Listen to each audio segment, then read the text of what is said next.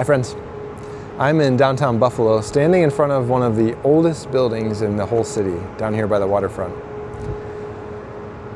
It's been in a state of disrepair for many decades, but I remember when Amanda and I were still living in the city a few years ago, the owner of this building came up with a plan to build a tower.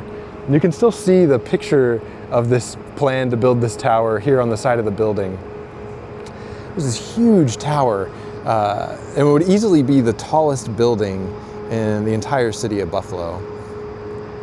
And it looks like something that would belong in a place like Toronto or New York. So there was a tremendous amount of enthusiasm from the residents of the city when this plan came out. But then as months and then years started to go by without any work being done on this project, all that enthusiasm turned into speculation and even ridicule that the owner of this building doesn't actually have the resources to finish this tower. And it reminds me so much of our scripture for this coming Sunday.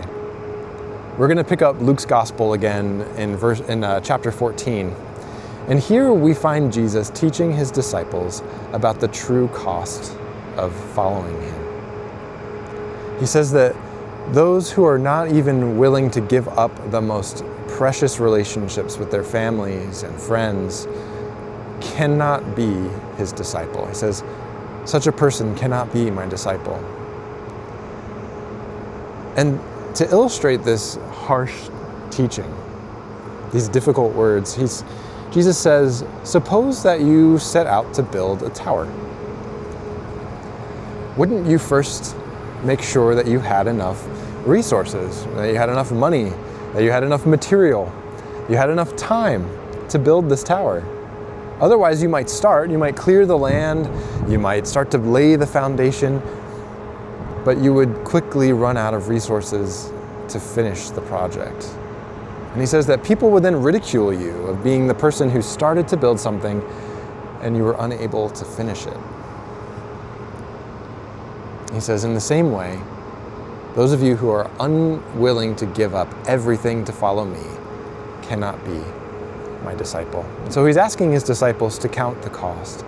He's asking his disciples before they jump all in to follow him, if they're willing to give it all up, to count the cost. Do you have what it takes to follow me? This is a harsh and challenging teaching from Jesus. These are words of Jesus that have caused Christians, that Christians throughout centuries have wrestled with. These are words of Jesus that your pastor has wrestled with over the years. They are a call to give up everything. They are a call to put Christ above everything else in your life. And so it's an invitation to examine our hearts and our minds about whether or not we are willing to do that, whether or not we have done that. But these are also, as challenging and as harsh as they sound, there are also words that are filled with hope. Because we learn that Jesus is not in the business of unfinished projects. That Jesus wants to finish the work that he started in each of us. And that we have to trust him to do that. And so we're going to dig more into this scripture this coming Sunday. And so I invite you to prepare your hearts and your minds to hear fresh from the Lord to do that. To hear a fresh challenge to count the cost of discipleship, and to hear a fresh hope of what it is exactly that the Lord is inviting you into. And it's a perfect day to do that, because this Sunday is actually is also what we're calling Discipleship Sunday, which will begin with a baptism down at the river in the same spot where we baptized people back in June. And that'll be at 9:15 a.m. And I will include directions to that in our email this week, as well as on the homepage of our website. And then after our 10:30 service, we're going to have a potluck. And that potluck it's a potluck with a purpose, is kind of how I'm thinking about this. It's going to be an opportunity for you to engage with different ministries and ministry leaders in our church And I think consider the ways in which you might engage in discipleship in a fresh way this fall in Fillmore. Consider the ways in which you might be discipled in a fresh way through small groups or Sunday school or discipleship bands. Or consider the ways in which you might help make disciples in a fresh way this fall through things like children's ministry. There's a big need there.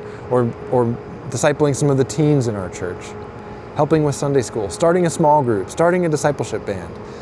And so that's what we're going to do this Sunday. That we're going to have an opportunity just during our potluck that you would be able to have conversations and get to know some of the ministry leaders in our church. Consider the ways that you might be invited to be discipled in a fresh way and to make disciples in a fresh way. And that together, all of us here in Fillmore would faithfully walk out what it is the Lord has started, the work that the Lord started building in Fillmore a long time ago, right around the time that this old building was built here. So I look forward to this Sunday with each of you, friends. And know that I love you. I'm praying for you. And I look forward to seeing your faces this Sunday. Take care.